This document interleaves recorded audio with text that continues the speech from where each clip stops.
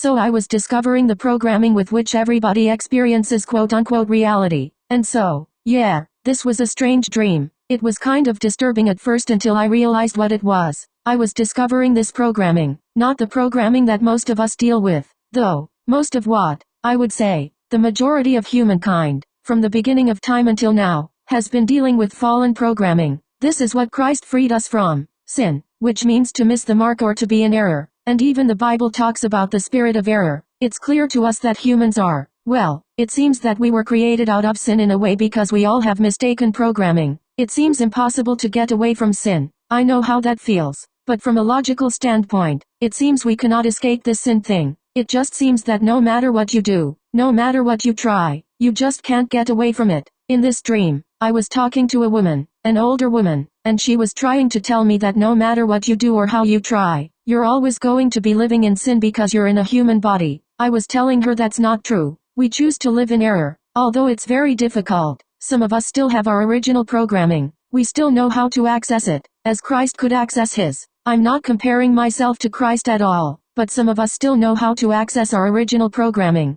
I don't mean just physically. I mean knowing how our hearts and souls were programmed. If someone had asked me about this a year ago, I would have said it's not possible. But now I'm thinking that it is possible and we are capable. It's a heart posture, but it's also a mind posture. In this dream, this woman, blonde hair, light skin, was trying to tell me that it was hopeless. No matter what I did or anyone else did, it was never going to work out because we are in human bodies. She was speaking from her own experience, but also from fear. When speaking out of fear, it's not sinking into the heart posture where it needs to be. I was telling her that. She did not want to hear anything I had to say. She told me it was ridiculous and preposterous. We don't have a chance to get back to our original programming, our Christ consciousness programming. She kept telling me that people who followed their original programming went mad. They lost their minds, went insane, had significant emotional disturbances, and lacked emotional regulation. She was speaking from her own experience, and I understand that, but she was speaking out of fear. Anytime you speak out of fear, it's not what you need to receive. I was telling her it's ridiculous. We do have a chance, which is why Christ came.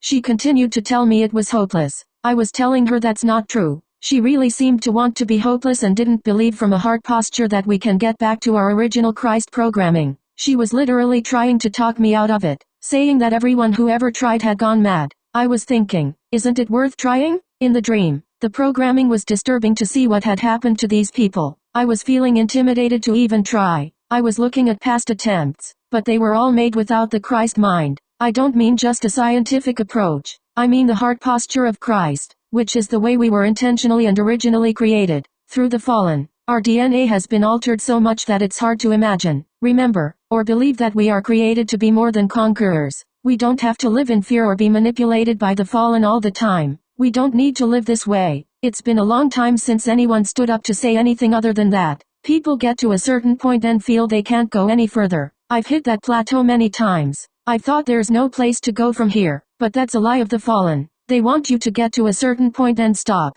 They don't want you to believe you can go any higher. They don't want you to believe you can make it. But I was looking at the record of madness from all the people who had tried before me. It was awful to see the fallen programming and what had happened to people. It was kind of a rewriting of our DNA, of reality. I reviewed these records, and it was scary. I still remained convicted that this is not only possible but what we're meant for. She told me I was out of my mind. I said, well, maybe so. I was talking about changing our DNA so much that it becomes difficult to distinguish those people from human anymore because they've been so altered. I reviewed these records and saw societies lost to this terrible state of madness. I think that's where we are stuck right now. We are subject to lies, fear, failure, and all these things. What she was trying to tell me was that they had tried so many different avenues, and many had failed. I don't know who these people were, maybe Andromedans or Pleiadians. She was trying to convince me that the pursuit of this was madness, which was a very human thing to do. She was actually against me trying to find this other way, the way Christ showed us. She didn't want to see me lose my mind. She cared about me, but with all their significant experience and efforts, it would be foolish to discard the wisdom she was trying to impart. Ultimately, I have to trust my Father because He knows best, even better than the Pleiadians.